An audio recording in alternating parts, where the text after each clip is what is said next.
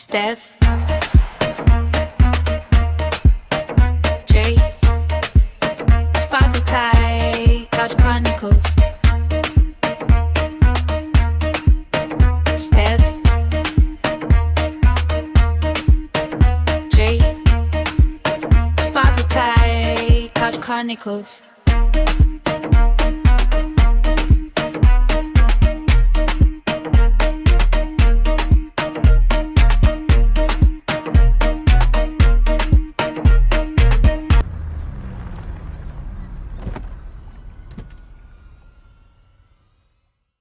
Welcome back to the Couch Chronicles. Hi, Couch Muffins. Therapist After Couch Dark. Muffins? Couch Muffins. We're Couch trying out some Quickies? Yes, names. they're trying some names. Something Okay. different. I love this. Couch Muffins, you like Couch that one? Muffins. Yeah, let us know if y'all like that. We'll call you Couch Muffins. Couch Muffins. Okay, before we get into our episode, let's do some mindfulness Yes, to get ma'am. us grounded. Yes, ma'am. I'd like to do a mindfulness that helps us check into our awareness. This can be really helpful for present moment. Just noticing what's going on. So you can get into a comfortable position. Close your eyes if that feels good to you, or just take a little gaze. Make sure your feet are firmly planted on the ground. Your body is relaxed, sitting upright and not rigid. Begin to take in anything that you can touch.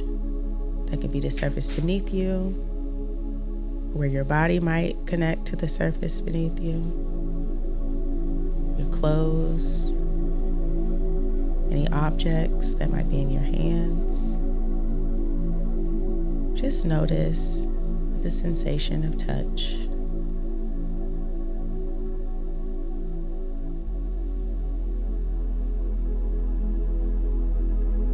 After a while, take a moment to notice the sounds in your space.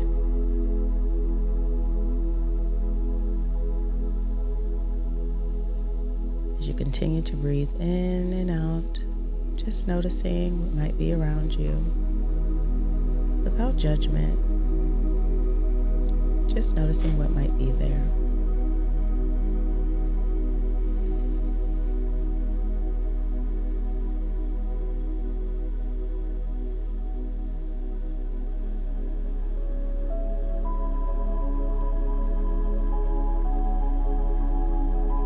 And when you feel ready, you can move your attention to your mind.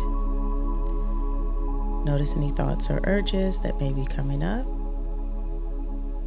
and allowing each one to come and go one by one.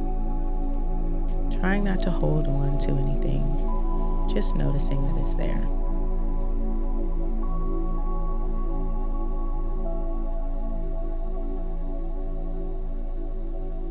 Your mind begins to wander, gently bringing yourself back to just allowing the thoughts to drift one by one.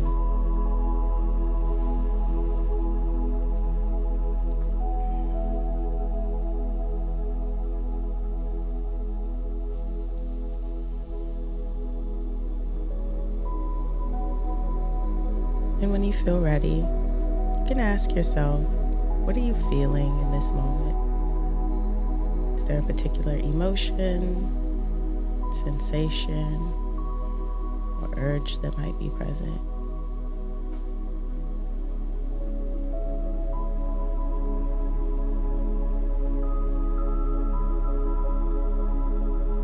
Just noticing without judgment what might be there.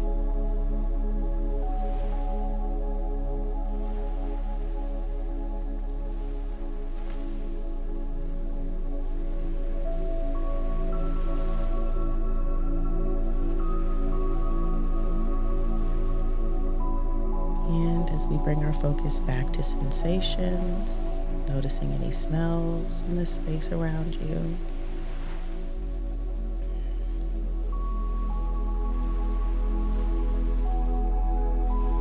How would you describe them in your mind? Just noticing what might be present.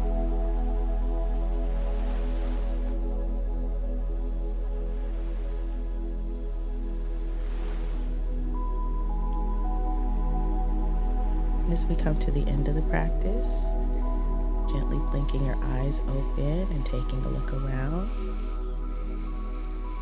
Notice what you might see in your space. Such pretty ladies. And yeah, when you all feel ready, share with me what you noticed about yourself today. Well, this was grounding, French. Nice. When you started with initially touching, I was going back, should I touch my laptop? Should I touch this? But since my hand was already on the side and I was feeling what that felt like and was present with that, funny thing that happened when you said, bringing our attention to our thoughts. And the first thought that came to my mind was like, I just love this lip gloss. My lip gloss is popping. So I was like, okay, bring it back. Thank you, friend. Right. And then my thoughts were just really going on about myself around, like, I'm in my pants era where I just don't want to wear a dress. I'm like into wearing pants. So all these thoughts was just about like my fashion, how I like purge out my closet. I'm just having really thoughts about me right now, actually. Notice that I'm having thoughts about me right now too.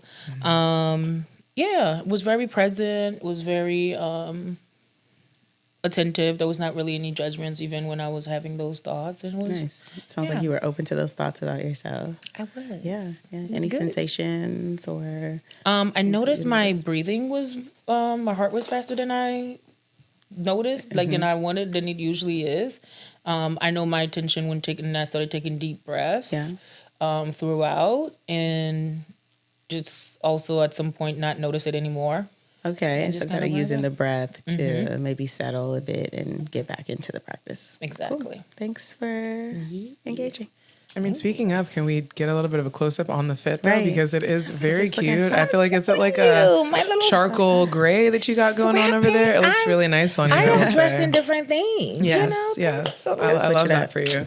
I mean, I wish I would have gotten a little bit of the memo since you guys are both on your soft we're in the comfy era. And I'm, that. I'm comfy myself, You but not are. seeming It as was comfortable fun. as you both. But I love a pair of jeans on you with them long legs. Exactly. Okay, you. friends. So for my mindfulness practice, I think I immediately settled into the sensations, like really kind of feeling my feet in my slippers that I have on today, noticing my body really in the chair, noticing the softness of my shirt on my skin, and like just kind of really noticing the different points of me. And I think I was really intentional about really like taking moments to kind of like notice where my body was touching things, just knowing historically, like I can sometimes be not always like grounded or aligned with like what my body is like doing in the moment. Yeah.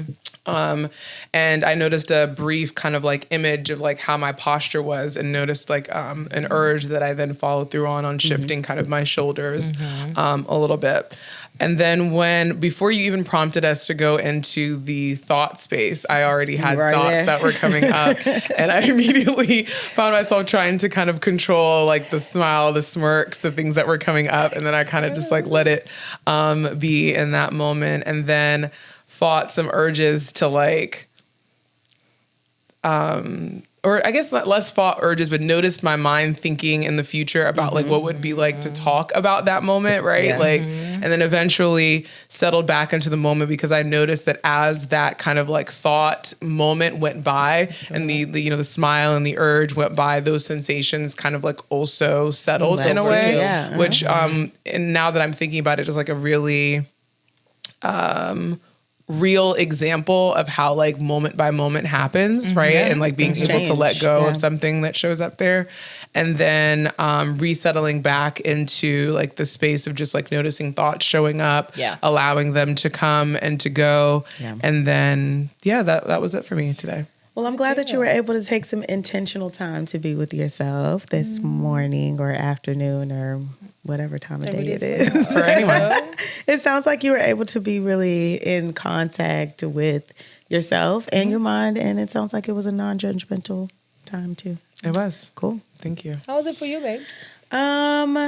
I think that it was pretty grounding for me as well. I find that grounding practices are easiest for me to engage in while also instructing. So, I kind of selfishly was like, I don't want to worry about how I'm engaging. So, I felt really attached to touch in particular, just because like the pants that I have on are really soft. I had my coffee mug in my hand, and so like there was like lots of physical sensations present, and so I think that kept me grounded throughout the practice. Good deal. Yeah.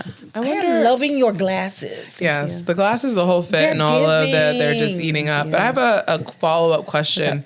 What would be another way for you to describe the choice that you made instead of using the word selfish? Okay, sure. Not selfish, intentional, and maybe like, yeah, purposeful. Yeah. I think Yeah. that that word is something that we kind of throw around at times when we decide to make a choice that is with us, like in line 1st. What does Cookie say? I gotta choose me. I gotta put myself first, right? Like, and I think that sometimes we misconstrue that for selfishness when we just are choosing ourselves. So I hope our listeners, our viewers are Yeah. a little bit more intentional and mindful about how they use certain things. You're right, Okay. friend. The language is important. Yeah. Let's get into it today. All right, we got ourselves a confessional, okay? But What's our episode about? Our episode is if someone needs you smaller to feel larger. Recognizing subtle control, coercion, and the quiet ways people try to shrink you. Oof. It's a bit of a heavy one, but I do think that it is a vital For sure. topic to talk about. So let's jump into our confessional.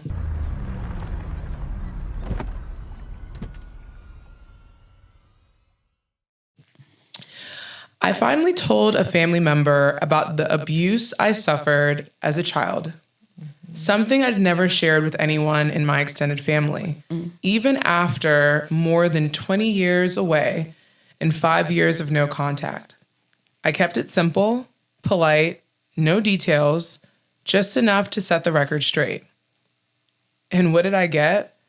My aunt dismissed me, centered my father, and told me that I needed to be the bigger person and forgive him. Not me, the victim, him. That's when I realized, again, healing isn't about making the abuser comfortable. It's about protecting myself, setting boundaries, and finally being the big person the little me always needed. I didn't respond. I didn't engage. I survived. I set the boundary, and I'm still here. Singed, but alive. And I'm not going back.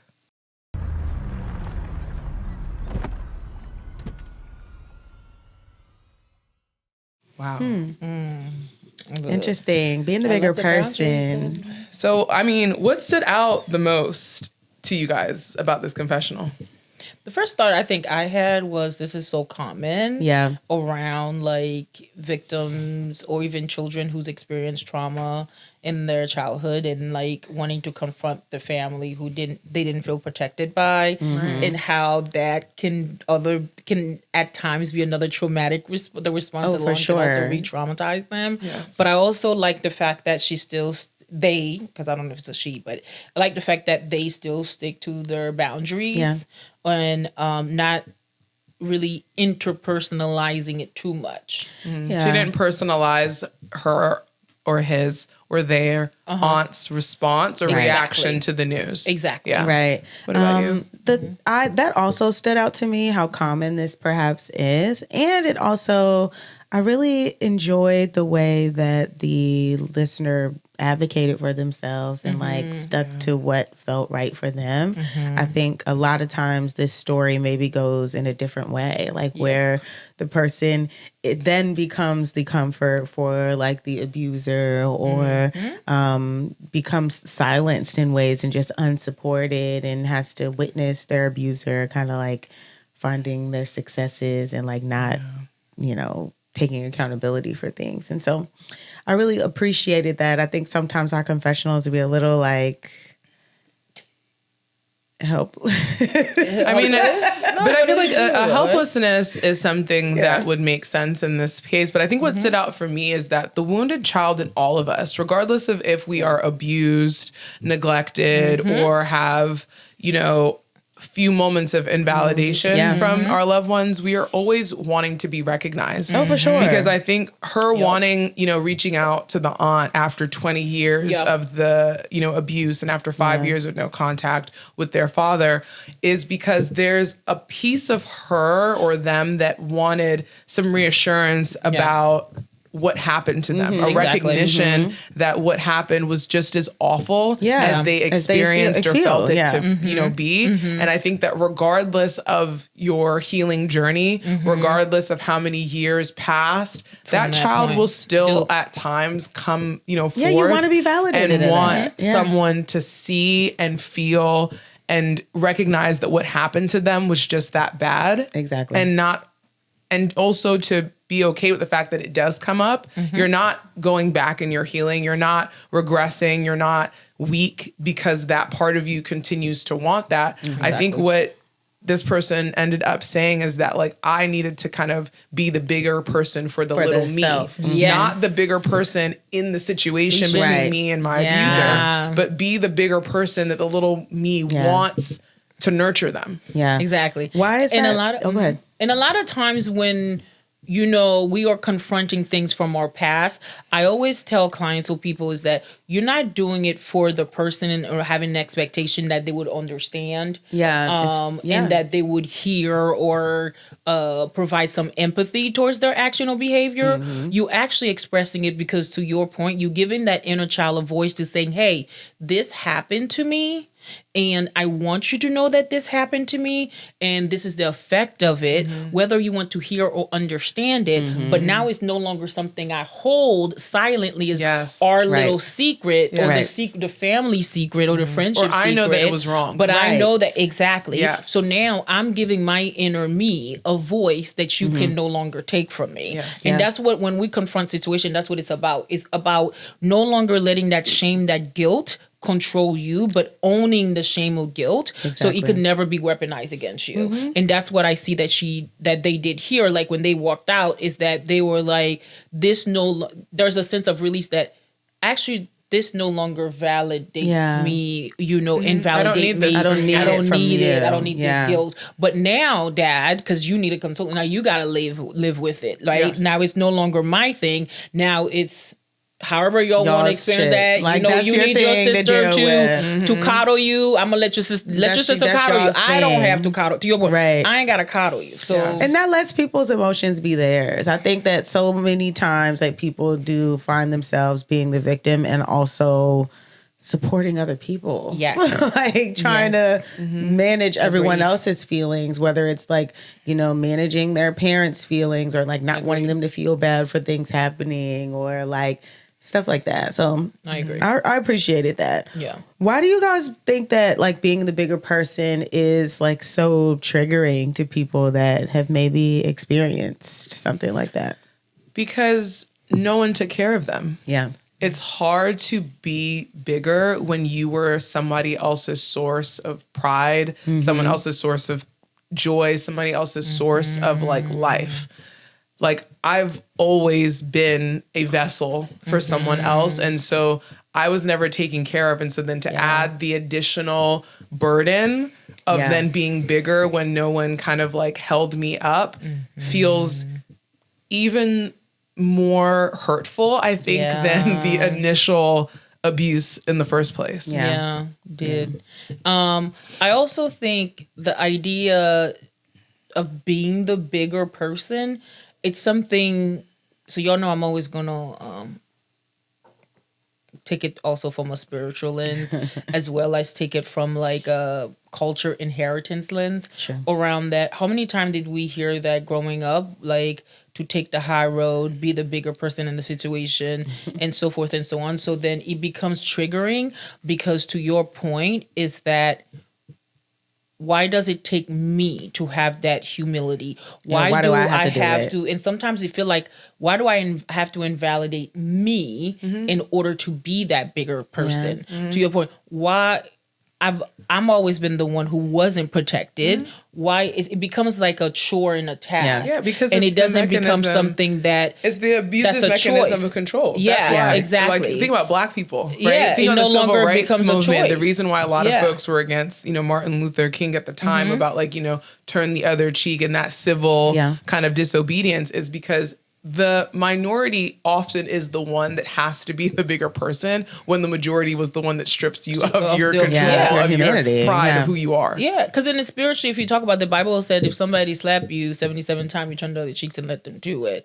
And the premise of that, no, I see, but the Because I really it took thought me- about slapping ass. But you know what I mean? But the thing about it is I used to literally, I'd be like, yeah, no, absolutely not, It's not- Jesus. it's Like, not Jesus, adding. you and I going to have to It's talk not about that. adding up. But I think when I got older, I understood, I think the lesson behind that is that the lesson is you're not going to, no matter how much your words, things you do that you think would attack me, defeat me, I'm going to show you that I'm stronger and I'm kind of bigger than that. And at the same time, the insults, no matter how much you spew it, it's actually going to come back to you. Yeah. And I have learned that the people that talk about me, that speaks of me, that however you want to demean me to whatever sense, the way that your life and your outlook have showed up hurts you more than it ever would hurt me.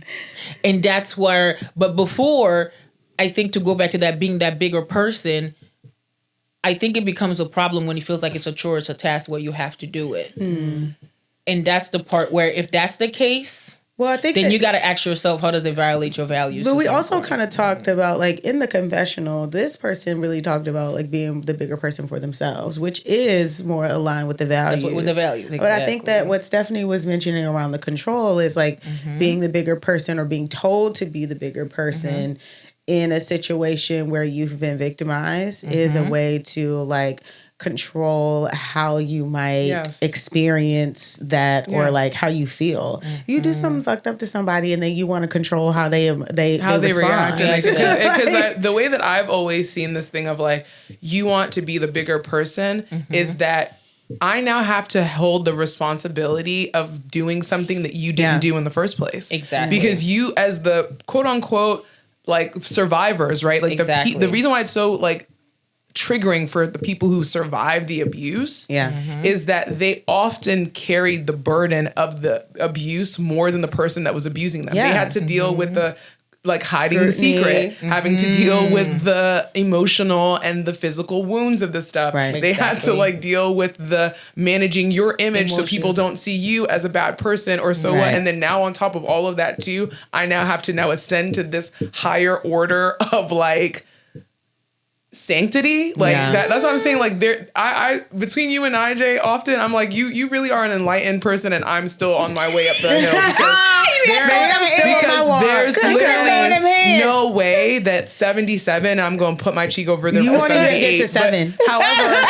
exactly. But I think what you like reach at is the fact that like you didn't stand in the same place to be slapped. Thank you. And I think that's really the lesson that I learned underneath that is that like, okay, somebody gonna hit you a couple times, but you yourself take yourself out of the situation that doesn't allow them to do those things. So being the bigger person in this situation is acknowledging that you have limits around the ways in and which you that gotta you put up can with like it. acknowledge your fault, or you can take accountability of the ways in which that you might have hurt me, belittled me, or what have Exactly. you. Yeah. And I'm going to actually pick up my ball and go somewhere else. Yeah. Thank you. So that's Yeah. like a little sneaky control tactic. What are some other like non-explosive control tactics? Wait. Let's talk about what's coercive control. Oh yeah. Okay, let me talk about it because Yeah. this You is know, that's becoming your thing. random. You gotta say that's your thing. That's Random. Okay, so coercive control are any type of tactics that any person can use, man or woman, non-binary, to control someone. And they use isolation, they use degradation, and degradation meaning like they pretty much reduce any access to you feeling any type of dignity or respect. And they isolate you in a way where you're not around any family, you're not around any friends, sometimes even isolate you from your children in certain ways. But it is a tactic that is used to control someone else entirely. Correct. And I know we talk so much about community here, and so like it would totally make sense, like someone who is trying to control removing you from your community. Yep. Yes. Because if you know that I'm watching you. And I also look at coercion from a bigger scale of colonization. Correct. Yep. You know, even if you look at the era now, even how we may feel like we're being controlled and how they're trying to isolate us. Mm-hmm. It's all to the fear tactic. It's usually the person that is looking for the control is also the person who, you know, Is out of control. I mean, they feel there's a lot of insecurity, but like just for the Yeah. viewers to just know, right? So coercive control is a form of abuse where the main goal is to degrade, isolate, and deprive a person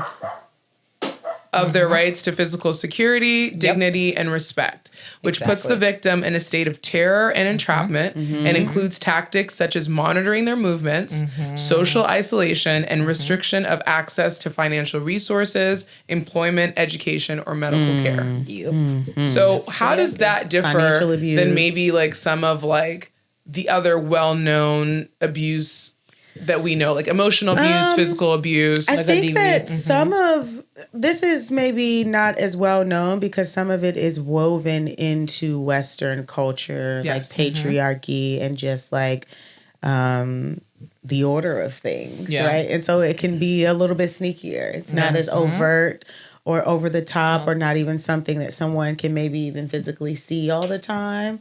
And so a lot of times people don't really even recognize that they're experiencing that until they're like deep in it. Yeah, because it's systemic. The reason why I think it's different than like physical abuse or some of the intimate partner violence that people are more used to is those often sometimes feel like they're random, like they're like situational things that happen. Coercive control is a slow, insidious, continuous kind of like attack on a person's psyche, emotional system, right? Like it takes.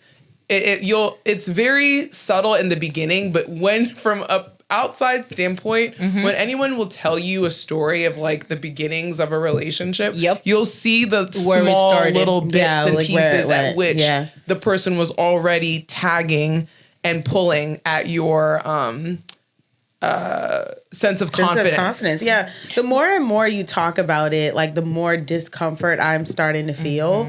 Just like how this has been used on Black and brown people in such significant and impactful ways. Like obviously coercive control is a major part of like the transatlantic slave trade. I mean the monitoring part, right? Like you're saying the contouring, like where are you going? What are you like doing? Why are you here? Using like religion, the Bible, specific texts to maintain slavery, taking people's language away, dehumanizing folks, and I think that it happens to us still in lots of different ways, lots of sneaky ways, marketing. And if you think about generational trauma, like they talk about in the cells of how they're the angst and there's this kind of like fear and constant terror around like, you know, authority and around that is also like a generational hypervigilant. Yes. Yeah. On Jay, edge. you're want to say something. No here. trust. Well, because the thing also about it is the person in that what you may not noticed is the fact that you will find yourself the person, they prey on you. I call them predators. Yes. Because They're looking for it. So by the time they're grooming you, they get to know you. They already know what your weakness is, what your the strings that Stephanie's talking about. You know what it is.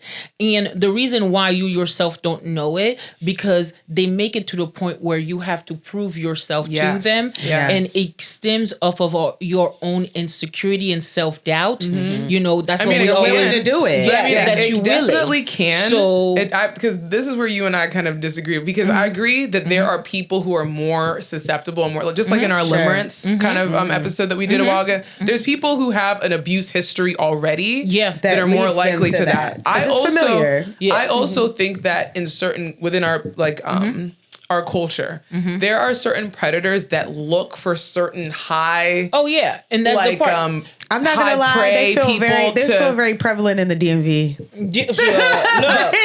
No, but it's true. Telling you, I really Go ahead. feel like it's a handbook. Yeah, but that's the point. It doesn't. Anyone's susceptible to it. So let me be clear about that. Yes. I'm not only speaking to anyone with traumatic experiences.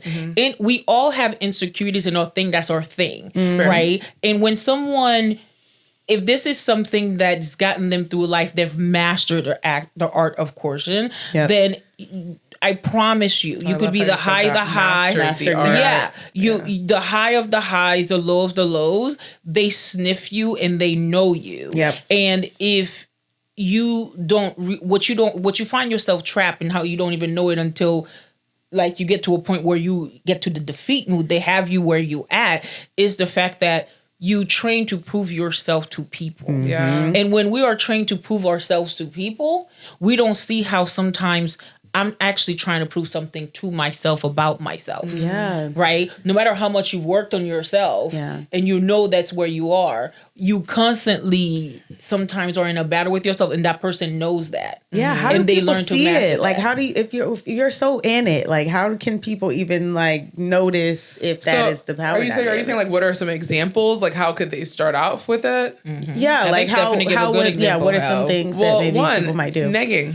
Negging is a very common flirting tactic, right? That people will see all the time. And by the way, for people who don't know what negging is this like kind of like, oh, you think you're cute, Funny like you're really not that banter. cute. Like, oh, like you get all these guys that and all these again, girls the who DMV compliment you. You think I'm gonna compliment you, like you don't need that, you have a big head, things like that. But I'm just kidding ugly, though. Like, little ugly stink. yes, yeah, like your big forehead. Like so it starts off with a dig. Yeah. And it's masked backhanded as compliment. like a cutesy little like banter. It's masked as like, oh, like I'm just it's a strict program over here, right? You have to I'm not just going to give you this compliment for free. Yeah. So just as Jay was saying, You is gotta that earn there comes this type of earning, almost Yeah. point system, like a token economy, which if we go back to basic psychology, right? My therapist out there, what is the number one most effective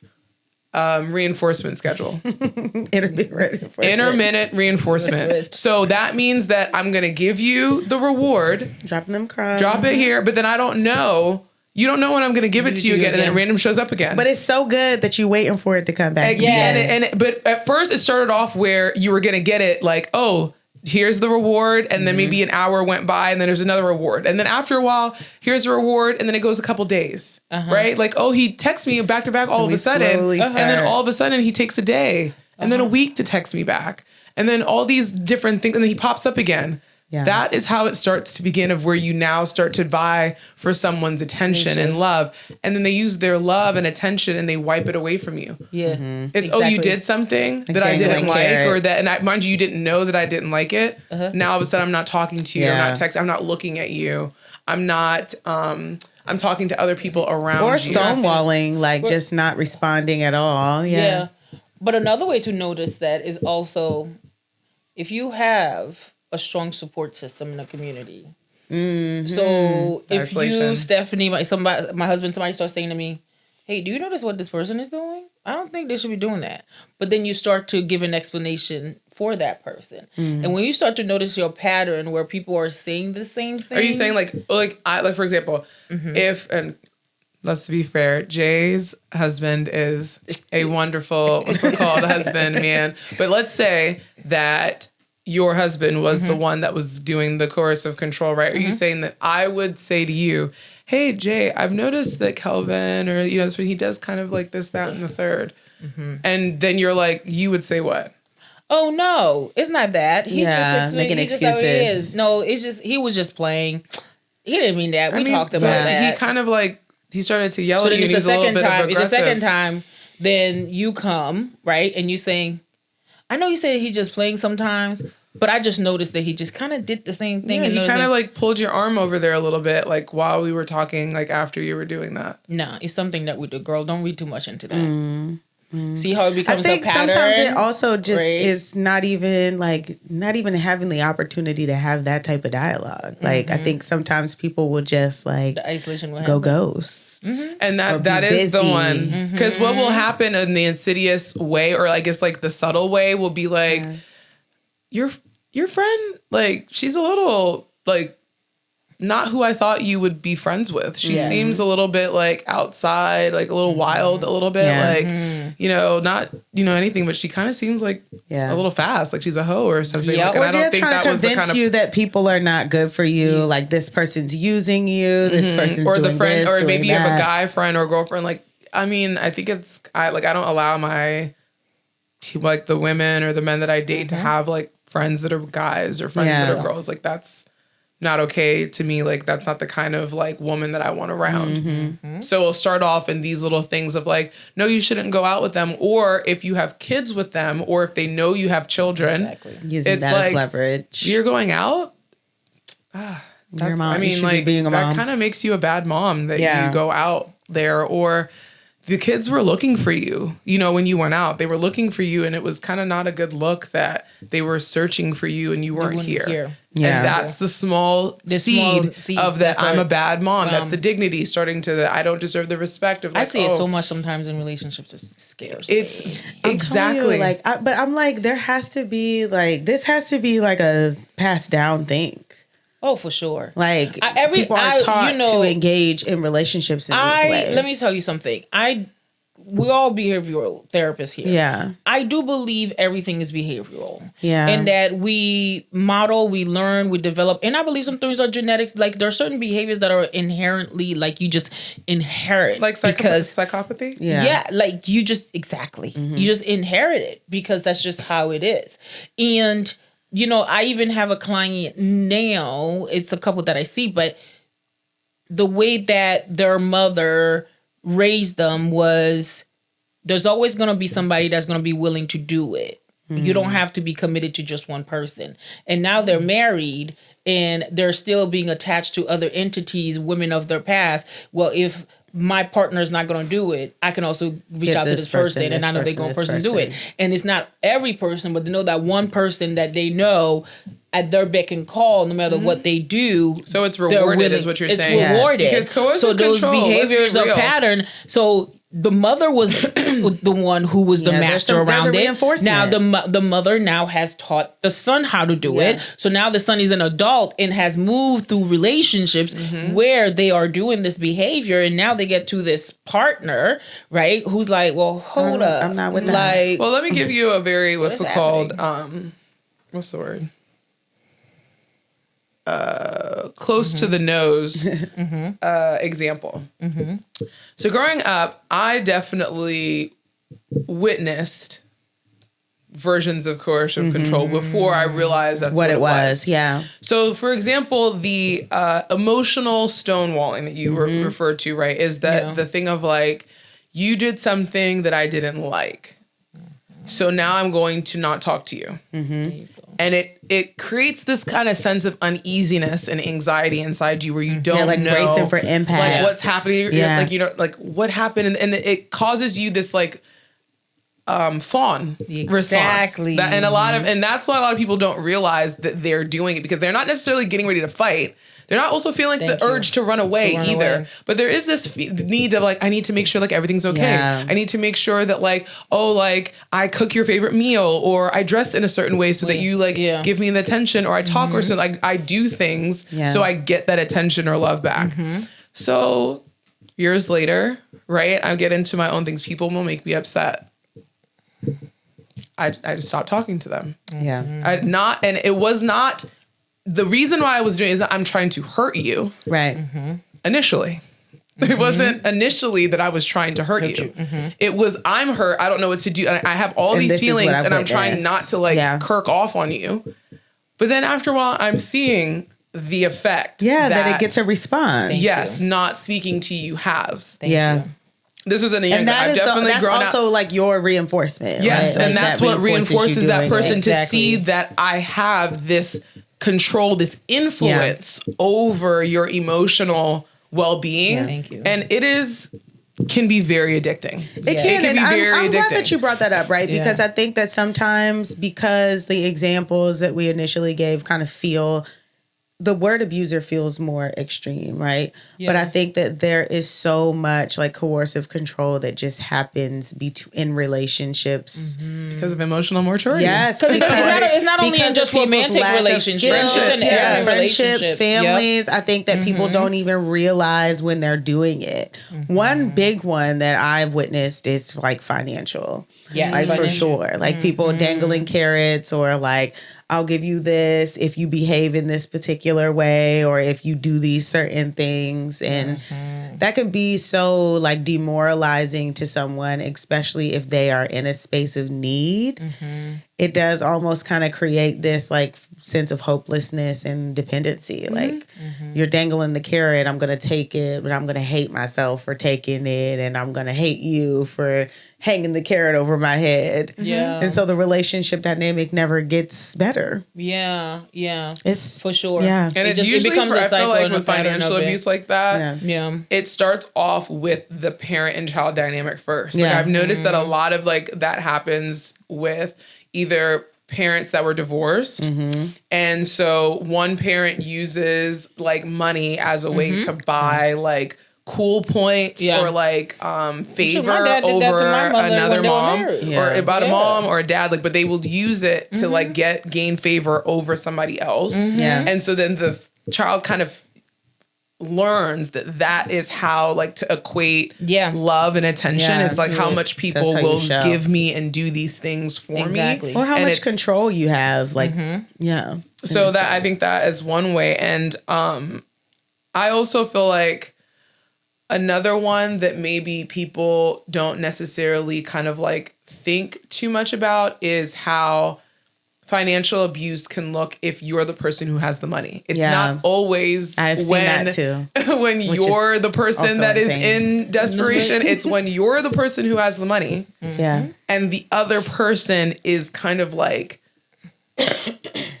Keep taking. a little like a parasite. Taking, And not spending, but not spending. adding anything Not to adding. the table. Like they're slow to give you money for the bills. They pay all, they use their money for their stuff, but then your money is used for everything in the house. I worked with a young hot nurse who was like young, like she probably was like 21, was married to someone who was like 43. Ooh. He was getting her checks direct deposited into his account. Whew. She was having allowance from her money. Oh. Built a house right next to his parents' house for them to stay in with her money. He never worked this entire time. Everything was in her name. And then like ultimately she was like gearing up to leave him, and he gave her an incurable STI. Wow. Shambles. So it's like on so many levels. Like And there just were so we're clear, lots she of could different. still leave though. Oh, for sure. Yeah. But I think that too was a part of the coercive of the control. coercive. No, it is. No, it is. I'm going Yes, to he now did. make For sure. you feel like you're not worthy You're of undesirable. anything And else. that was the thing. That's let me take away your dignity. Let me take away your respect. Yep. Let me really make you look and feel Yeah. as little as possible when in fact I am the one that is actually worthless. Yeah. Yes. You're a 43-year-old parasite. Parasite. You don't have shit. You don't have shit. It's really interesting though, because I guess for me, I think that sometimes we do get wrapped up in our own stuff. Yeah. And we are very much like, I'm minding my business and staying out of people's relationships for the most part. You know, how do we, So- when we see it, how are we saying it and when we're in the community? So it's funny you brought that up, because when we were talking about, it came to my mind. I like how we in sync with each other sometimes.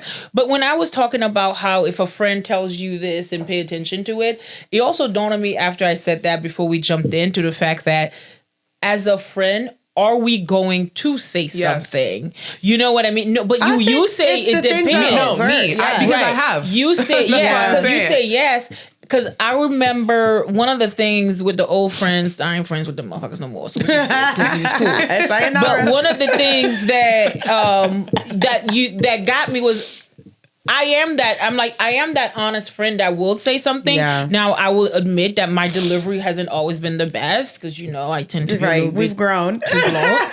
But at the same time, they would isolate more or hide more, or I'm made out to look like the bad guy. I'm like, definitely the friend. But if again, you're trying to that's abuse part my of- friend, you definitely going to keep her away from But me. the thing about it is, though, I'ma say that's part of the something. control, because that's one of the things you talk about is like, Yeah. how does that add to like the narrative that shifts? But I also want you to think about the fact that now I feel like the culture is that some people say, I'm just going to mind my business. This is not my thing. Oh, I don't want to offend them. I don't want them to think I'm hating. I want a relationship like they want, or I don't want them to But talk also about some their people family have been because. unalived. But you got to think about. I don't want to talk about their family because they don't know.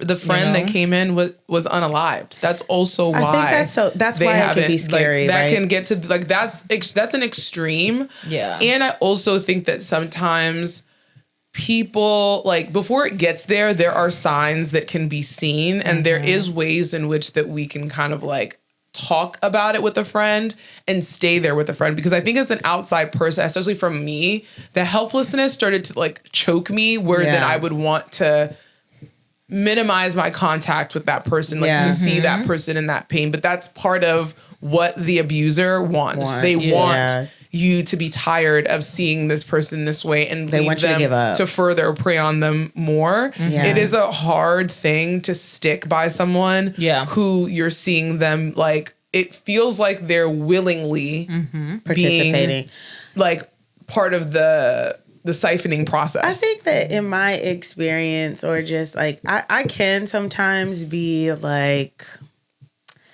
aloof, not on purpose. I think that just sometimes I can like miss things or like be minding my business so much that like I don't always like assert when I can. But I think that things that are like overt, or if it's happening right in front of my eyes, I'm definitely saying something. Yeah. But I think that like people know that about me. So so like they Well, I feel separate. like now I'm I definitely surround- the person that they try to separate from. I feel like now my village, or people I've called my, I've surrounded myself with people that if they see something off about me, that they would check in. bluntly check it. Like they would tell me, they'll bring it to my attention. Yeah. And I have to be open to receiving it. that part. and I think that I don't know that people are always open to that. And that's been hard for me for sure. Because I'm like, girl. I mean, and they're not open. And just to be clear for our viewers and listeners, they're not open, not because that they don't give a fuck about you, not because that they care about this person more. This person has completely warped their mind. Like, let's be very clear that coercive control is a psychological manipulation of the mind. Yeah. It is warfare. Like, it shifts your chemistry. It makes you more scared. Like, it's one of those things that leads to PTSD, depression, anxiety. Like, it's not just like, oh, I like a strict program. Like, it is very much, my whole system has now centered myself around this person in order to tick. That's not like a very easy thing to unattach yourself from. And so, like, I think when people are talking about like, well, what are some of the signs that someone might be starting to like make you small in order to like make themselves feel big, or even just like adequate, is it starts off by things of like things that you already came into the relationship having or doing all of a sudden are a problem. You made more money, you dress nice, you live in a nice house, you drive a nice car, you are educated. Now all of a sudden it's used as a weapon against you. Oh, you think you're smarter than me. Oh, you think you have more money than me. Oh, you have all these things. Now those strengths, those traits that you have now are used as like minimized. digs. That I would say is one of the ways that I have noticed that, on top of like maybe something like an insecurity. Like maybe you say something like, oh, I don't really like my forehead, or I don't, think my smile is, my teeth are crooked. And they then use that as a way to hurt you at another time. that is one of the ways. That What it have you shows guys up. seen? The way Like small, signs- subtle ways that people will start I've to. seen like people trying to like create a narrative in your community or people around you, like, you know, talking to your kids poorly about like the mom, like your mom's a hoe, your mom's this, your mom's that, or like talking to other people that they're close to, like they're using you, they're a bad person, this is what they did to me, like trying to shift the narrative and like really attack the character.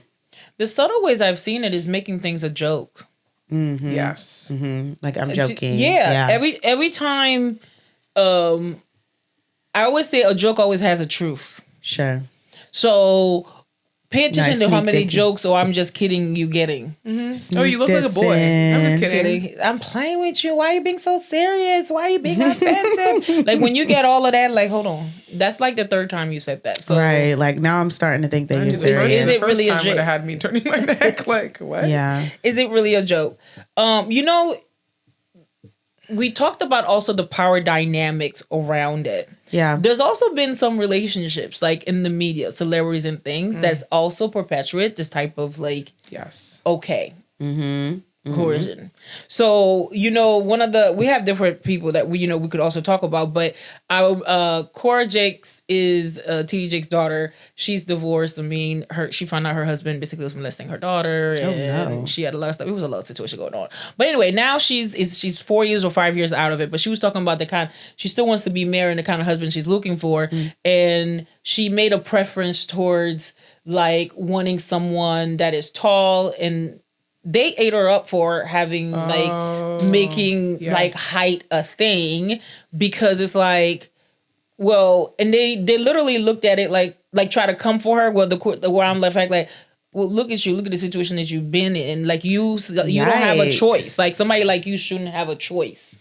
And if you saying you're a woman of God and God said da da da da and all this, like they really came for. I mean, of course she ate him up. And That's what I can love just about add, her. that's She part, ate him that back. is part of the abuse. And can I say, Thank you. That is why I think there's high cases of coercive control and abuse in the church and the religious community, because they use this thing of what we talked about in the confessional about being the bigger person when you're the victim. You're the one that's getting beat up. You're the one that's getting like belittled, death by 1,000 cuts, and yet you're supposed to be spiritually bigger and grander and take that because that's a gift within its own, because somebody else believes that that's good enough for you. Yes.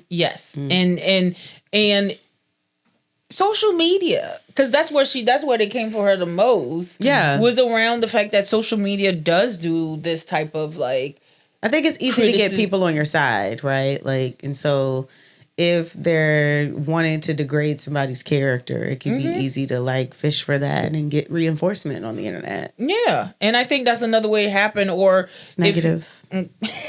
that part. So, but I think it goes to the question like we talked about what when it comes to that coercion of control is around the fact like, does preference become like internalized insecurity, or when is it just autonomy? Just because I have a preference, is it my autonomy or is it insecurity? I think that it's okay for people to like what they like. Thank Like, you.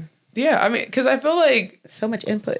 preference only tends to be a issue when a woman has a preference. Like I don't see it Correct. so much as an issue when men be talking about I have a preference for a big booty this, or I want a preference for a light skin this, or a dark skin this, or tall this. It's always an issue when women say, I want a man that is tall, because most men aren't. I want a man that has And money. I think that we should really because- specify Black women, because I would even go to say that is more specific to Black women. Like wanting what? feeling like Black women should just be accepting anything. Like, no. Well, yes, I would say we are the most prevalent one of like saying that happens, but I would say across the board, like with Indian people, with Hispanic people, with like white. I don't know too much about their experience. I don't want to say too much about them. But what I will say about the people of color is I feel like there is often this thing of like when women say they want certain things that majority of men cannot uphold. Right. Money, height. That's when it's a problem or education wise. It's, well, I had an issue. I had a problem. And then when a woman has the same exact issues, socioeconomically, I started out in the hood. Yeah. I also had a mental health issue. I also had this and I still did this. Then it's it's still too easy for you guys. So that's why I think the issue of preference should not be a problem, and it should not be related to somebody's insecurity or not. Yeah. If it all of a sudden shifts when the gender or the whatever genitalia between your legs shifts Determines when you say that. Yeah. And how do you think sometimes relationships in the media, such as like shift power dynamic, where you feel like some women or some people have shrank themselves in order for Well, I mean, to go up. the cat is out of the bag. Hollywood is clearly filled with trash? pedophilia, abusers, And trash. etc. So there is a lot of like relationship dynamics that you'll see that are worshipped that perhaps started off on some suspicious, shaky ground. Like Jay-Z, I mean, Mariah the Scientist and Young Jay-Z and Beyonce had there's a huge age gap like between them. significant age gaps or like significant wealth gaps. Opportunities to like control or manage. So like with you I'm saying fucking with that, you till you get better than me. Do you guys think that would be something to look out for, though? If there's a significant age gap, can you maybe... I do think that that can be a part of it. Yeah, I always question significant age I mean, like 10 But plus. let me ask you a question, though, okay? This might be a little too... Let me ask a quick question. Because if the age gap is with the men being older and the woman being younger, do we still see it as a problem? Yes. If the woman, hold on. I think it's both. If the woman is older. Yes. I think and it's then both. And I would say that goes for same-sex relationships as well. And that is a huge issue. Because, I mean, let's be in the serious. queer A community. decade, 10 years? No, but That is what? 3,650 days. My sister and her ex-husband was the same thing, and I still felt like telling my sister like, No, there's no way. She was I'm not gonna groomed. generalize and say that all age gaps lead to this. However, I will say that like I'm already questioning if there is a significant age gap because there's just so many differences in cultures, and that is something that happens in the queer community as well. And there is some coercive control that happens. And the reason why we're saying that is not because, and we're, again, back to what the definition of coercive control is. It is a tactic that has the main goal is to isolate. And to called to control. And one of the tactics that is used can be like the degradation, that could be, that respect and that dignity piece with people who are 10 years older. Yeah, I know more than you. Thank you. That's what's like, there often is this idea of like, you don't know anything, or you don't know as much as me, or you haven't lived enough. And that is weaponized and that is used, even if it's not like malicious. Even if it's not purposeful, because there is not truth with to all it. relationships. It's just depending on the power dynamic we talk about and how it's being used. And there's a power dynamic in all relationships, to be clear. Like there's a power dynamic in every relationship. It's just, what is the degree of difference between them? What's the degree of difference, and what is that power being used for? Like there's always going to be power dynamic in relationship, but how we get into the control, yes. Oh, this was a good conversation, yo. Yeah, it is. I mean, to our, brothers, sisters, they, thems. All of them. Be on the lookout. Be mindful. It don't matter, and be honest with your how friends. Smart you think you are, even or you are how you feel. What are your guys' thoughts of what should we say to someone who feels like they're experiencing some coercive control from a partner now, or wants to maybe like say something to a friend or a family member or someone who like is experiencing that, or they think is experiencing that? Let me tell you something. It's all about internal work. Yeah. Whenever you have to ask someone that, hey, I've been feeling this is happening, there's a part of your body that feels the truth to it. So I'm not saying always like, if you could afford to go to therapy, actually great. That would do the work for you. But also, I think being mindful, intuitively listening to your inner wisdom, because that's always speaking to you about what is happening in my relationship, whether it's with my mother, my significant other, my father, my friends, that goes against my values, but always left me feeling uneasy or not enough. Is that a my thing of not enough, or is the action and the words that they're using that is making me feel like I need to shrink, or or I'm trying to overprove myself. So I always say, sometimes listen to that it's all, we all have it. And you have to do your work and actually noticing that. And if you're that friend who noticed that in a relationship, whether it's whatever that friend, whether it's with their family, you feel like they're getting the coercion, or with any relationship, I will always say this. If it's going to save your friend's life to hear you say it, they may cut you off. Be okay with them cutting you off, but at least you'll be okay knowing that you said something, because eventually it's gonna, what's in the dark will show in the light. They're gonna figure it out, and then they always leave yourself open. Yeah, even though they may sometimes cut you you can't interfere in people's journey, but you can be their shoulder to cry on when they come to. I think I've had to really realize that myself as well.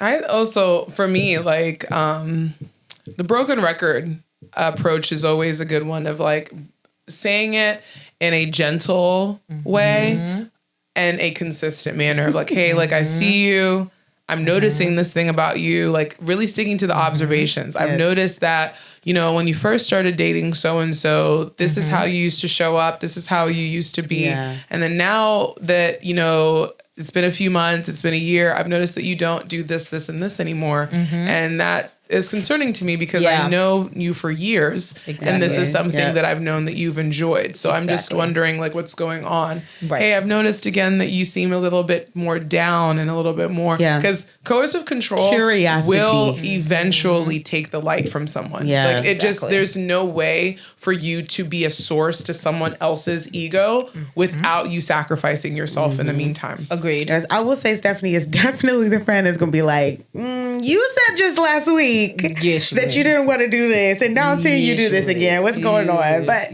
one thing that you really highlighted was the curiosity. Like you just need to ask questions, like, and try to check in with your friends in a way that take them down, like that are not on the defense. Yeah, I know this, and I'm concerned. Use the words, because you don't want to say, you do you this, know this, you notice he's that. a piece of shit, or he's like this, because I've done it too. It just don't work that way. So as curiosity looks like what? I'm thinking, Stephanie, what are the questions should sound like? It's like, it should be things like, I wonder about this. Ever thought about? I've noticed this. I saw this happen the last time. I'm concerned about this. So that's how you should start now. You shouldn't be like, girl, I think you're dumb for this. You don't see this?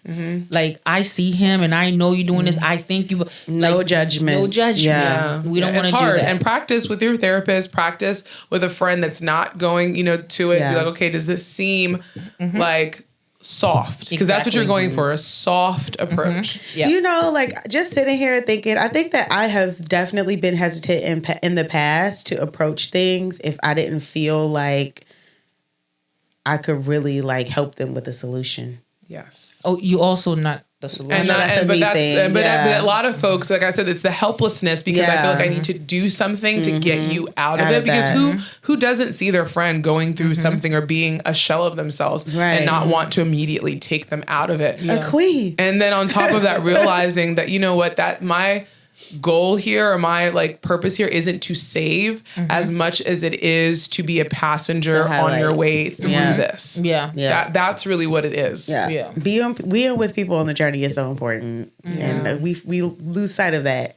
Okay. And this is also to therapists out there too who are working with clients, because it's hard for us too. I also be like, get the fuck out of there. Exactly. But it takes I feel like it takes like, what is it, an average of 7 times for someone to leave an abusive or coercive thing. And so you got to kind of lock in, buckle up in there for the highs and lows of things. Agreed. For sure.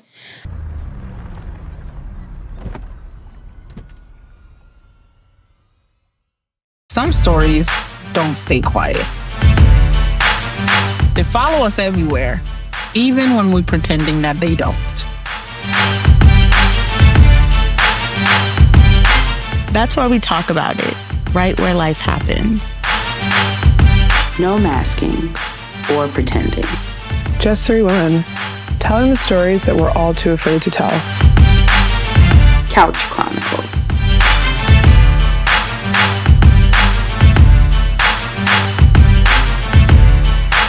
Real, raw us. All right. Let's get to our quickie. We are transitioning to the Couch Quickies. I love this segment of our podcast this season.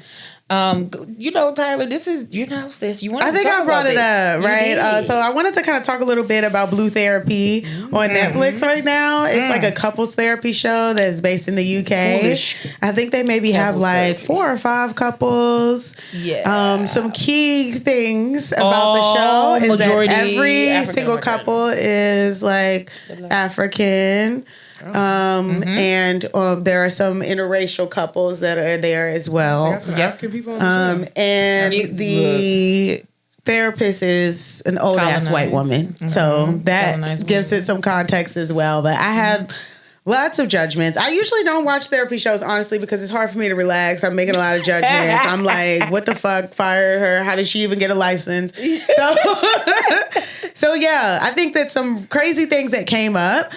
Some of the stuff that we talked about today, coercive control. Yep. There was one couple. This man had some significant insecurities around finances. She made like 2 or 3 times more than him, and then he was laid off of his job and was pretending to get up and go to work every day for 2 months. 3 months. That sounds like that Spending female money, predator. Spending even money still. No, he was job. spending money still. Like Spending he was money, like maxing out. Maxing out. Girl, Tons got a new car. Got tons of debt. She wasn't she wasn't aware of. Yeah. But they were coming to the couples therapy to For see her. if they wanted to get married. And I'm jumping at the screen are you fucking crazy? No, they were engaged, remember? But they were having issues. Girl, you better pawn that ring. That's the only money you're gonna get. Disconnected. And she didn't know that he was coming to make a confession about the finances. And she was coming because she was like, we've been disconnected after they had like 2 kids. Yeah. And she felt like her body changed. Completely She said blindsided she her. was talking about her libido, like not wanting. She thought it was her. She thought it was her. He was fucking lying. She thought that, because her energy was down, they used to have sex a lot. That's all her thing. That first session, bro was like, I got a confession to make. Girl, I was sick. Actually My have stomach not been hurt watching it. She got up. She was looking like, I'm about to fuck you up. As she should. What? And he said, should I open the door? She was like, no, this also pissed me off. Like, I think in their very next session, he brought up like that they haven't been sexually intimate, and Yes. I'm like, I would have flipped that table over. Like, nothing. Mind you, here we were just talking about it. What have you done to earn That's it. this? Like, What the? Oh my God, girl, it was something different. There was so And at the same time, the way I don't feel like she focused on the value system. Not at all. Of how finances it was for the partner and how she felt like they were working towards something. Because one of the things that she always wanted to feel is financially secure, which is very interesting about him because he actually came from nothing in poverty. So for him, he's so used to having this big number in his account, and from not having, his identity was embedded on what he had. And I don't think a lot of time was spent around the fact that he literally was going through an identity crisis. Because he never spent money. He knows what it is to not lack for anything. And again, I don't know how long the show is, but I don't think there was emphasis on the fact that before we can focus on the intimacy thing, because she talked about he desired physical touch and you know how it is, and she knows the finance. It's fine, but we also got to look at what's going on with him. Yeah, there was a lot of things. And I think a main theme that I kind of saw with a lot of the couples was control. Either trying to figure out ways to have control and autonomy over themselves, or trying to control the environment or their partner. The main couple that really pissed me off was the same-sex couple. Tell her why. The same-sex couple, I'm like, you just picked every stereotype that you could. The mask person was like a light-skinned stud who was like a party promoter / DJ and was fucking every girl that she could see. And the girlfriend was like a recluse, never left the fucking house, and was like paranoid all the time about her cheating, which she was successful. She was independent, has her own, very secure in herself, but she also had the anxious attachment. The anxious attachment was and kicking the her anxious ass. attachment. You could tell was rooted in before because she also had a partner who also she keep attracting the same motherfucking partners. That's basically That means That she's means attached. yeah, Turn so- away. so the Avoiding thing, attachment. but the thing I away. had with the therapist, I'm like, girl, are we missing the point here? Yes, As a like couples the therapist, you got to talk about the attachment therapist- Wednesdays here because homegirl, who's the DJ, avoided attachments a mofo. Yeah, clearly. Okay, She laughing and shit, everything in the session. Like, literally the whole time, girl. So I had a lot of like judgments around that. Definitely. But here is another thing I think that showed up, and this is just my personal thing. They all struggle with commitment. yeah. Every single one of them. Yeah. I think it felt good. You had one couple Instagram couple that been together for 7 years. 7 years. They had one child. He wants another child. 7 years? Yeah, he wants another child, but for her, she weaponized the fact that you need to act right in the way that I need you to act before I even think about giving you another child. And the whole time he found out that she's talking to a side piece that she said, well, we're just having text messages. I didn't go out with him like you did. When we broke up, you went out and you kissed Girl, this it was a girl. hot mess. Girl, it don't even. But you It were was a talking to mess. this other person while you were still with him on the side. Oh, she's just in avoiding case- as well. Yeah, just in She's case. clearly avoiding Exactly. attachment. Just in Both of case them. he wanted to act crazy. So there's this insecurity for her, and Yeah. her theme was men can't be trusted. Yeah. Men are gonna be like, dog. What kind of relationship? You're What kind of showing up commitment? in the way in which that you're fearing. Yes. That's Correct. the part that is always people don't realize is that you'll sometimes unfortunately become the thing that you fear the most if you don't acknowledge and the what it therapist is. did not point that out. That's what I mean. I feel like the UK, sometimes they just be missing the mark. It seemed like there was like, oh, let's try to be diverse and get all these like multiracial couples going and have this therapist But who those- she did not bring shit up about culture. None. She didn't really like. I mean, but cultural humility is Mind you, half is of them were something- either But half of them were Nigerian, they But were also because Ghanaian, think they were about it, different. guys, cultural humility is only something that is taught in the United States of America. They don't care about that in the UK. Yeah, Guys, no. like, hello, they Listening. believe that they Clearly. are the father. But they're the ones that, this is the Culturally, second. This is the they're- second I think couple show that these people Yes, and been it's just having. poor It's to just- me. Like yeah. there was a Nigerian couple. There was a Nigerian girl who had very strong like family dynamics. Yeah. who was in a relationship with a white man who didn't give a shit about family at Yeah, all. he was Russian and something and was else. like they were together Yeah. for 7 years, and he's like on her ass. Like I don't think that marriage is really not that important to me. I'm not gonna respect your family just because they're older than me, and feel like the family therapist should said respect him. nothing She said about their nothing cultural about that. differences. He did not, and she didn't even bring out the fact that, and she, you know, in the culture, like if you hear she's sending money back home to support her parents in her family. Child. And he could not understand, why do we have to send money? So she found herself lying, talking about she paying a car note that she already finished paid. And the whole time he thinks she was paying a car note, but she was really giving sending money Yeah. back. But he was also mad at his feelings that when the parents came, they didn't show him respect. So why should he be showing them And what respect? respect was he expecting? That's from them? it. That's it. Do you think the therapist would explore that? Well, why would she explore? Because she's white. They don't. That's a blank. But a that's the blank point spot where that they we will believe make- yeah. that they should be receiving. And I think something that's like where this. she missed the girl. Yeah. The girl was like, I think the Nigerian girl was waiting for her to point that out to Yeah, him. that there's But some cultural instead, things. she also pointed out she pointed out his culture, though, Right. and his cultural beliefs. I'm like, bitch. Because again, That's exactly because how I that's what she feel. can relate to. Yeah, that's I'm like- again because that's what they can relate to. Because for So- them, they don't see why That's they why would I'll have be to. watching therapy It's- shows. It'd be more than just like the culture aspect of like, okay, a white person and a black person, but the cultural thing of like community or collectivist Community, culture collective with an individualistic mindset, Yes. because those things clash very often. As somebody who is from the Nigerian culture and does have some of those things that show up into play, it can be very divisive, right? Yeah. When you don't understand why you feel a sense of responsibility for someone that you are not seeing. And the girl literally but when she was doing confessionals and stuff, had to explain to producers and shit, to this white woman, to the boyfriend. Baby, they left even more even their sister came to explain the culture to them as if it's their job, and that's the part that pissed me off. It's not her fucking job to tell. And you could hear the producers asking her a question. Oh, so why do you have to do that, bitch? You should have asked her that shit way beforehand. This is not a question that she's left training all of them, and I love. I mean, but it's a menstrual They didn't show. even They learn realize about that. it. Like, The sister came They in, missed it. and the sister was like, well, you've been doing X and Y and Z. You worrying about her, da da da da da. This is what our culture. The sister even came in. You could tell the sister was just like, not playing. I'm Your not with the Sister's over that fuckery. shit. She's like, he cool, but that ain't your man, girl. Yeah. So like, not with the fuckery of it all. And what kind of got me, But with though, her, let me years- say this. I'm tired of us, specifically foreign, like Afro-Caribbean, African diasporas, going to these European, Canadian, whatever countries and having this little fucking white savior complex well, why? bullshit. Why would you Like, they colonized us?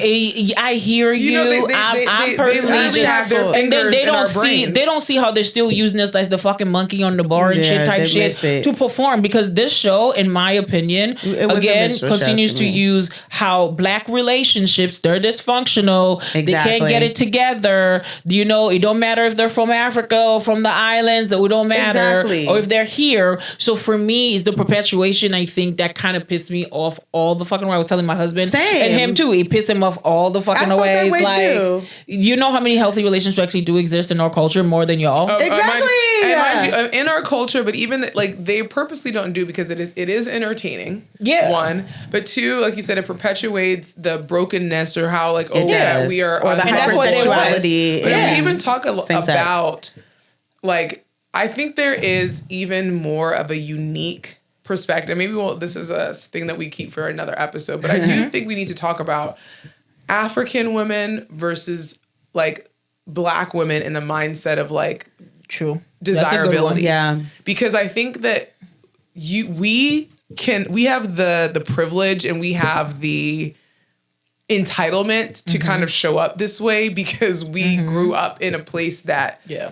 elevates Blackness within the community in ways that I feel like other Afro nations don't Maybe get the don't, privilege of yeah. in other countries. True. They Yeah. don't have that solidarity. They don't have that Black love. They don't have that stuff to different, like yeah. make them be like, true. girl, what the fuck are you mean that this white man can over here talk and say and do Saying crazy all shit of out these here. things? And so I think that is where the blind spot shows up, because you see the discourse a Right. lot online between African people from other, what's it called, countries, and then African American Here. people that are here. Yeah. It's just a different.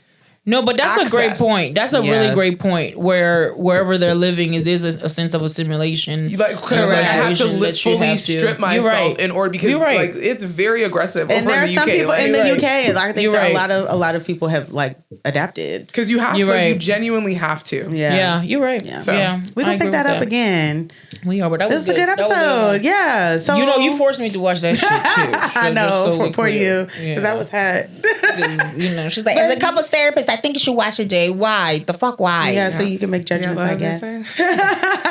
But let the people know where they can find us, where they can send in their confessions and You can things. send it to Couch Chronicles TAD@gmail.com. Yeah. You can follow us at Couch Chronicles LLC on Yeah. IG, TikTok, and we are now on Patreon. Yeah, that's a Patreon. So we do some after dark. Yes, Yeah, if we you're might looking get for some conversation. salacious, what was it? Salacious? Girl, I thought you were about to say Some fellatio sexy- for a minute. Ooh, I said, did you hold say on. who? I thought you were about to say fellatio. I said, Stephanie, what kind of show? I said, Stephanie, what kind of show are we on? No, I thought stop for a minute. What I was saying Okay, is, if you're sorry. looking for something more You know, I said, scintillating, a little ooh. bit more sexy, please watch our Patreon. And Yeah. it was really great to hang out with you, Couch Muffins. Till Okay, next time. bye guys. Steph, Jay, Spotify, Couch Chronicles. Steph, Jay, Spotify, Couch Chronicles.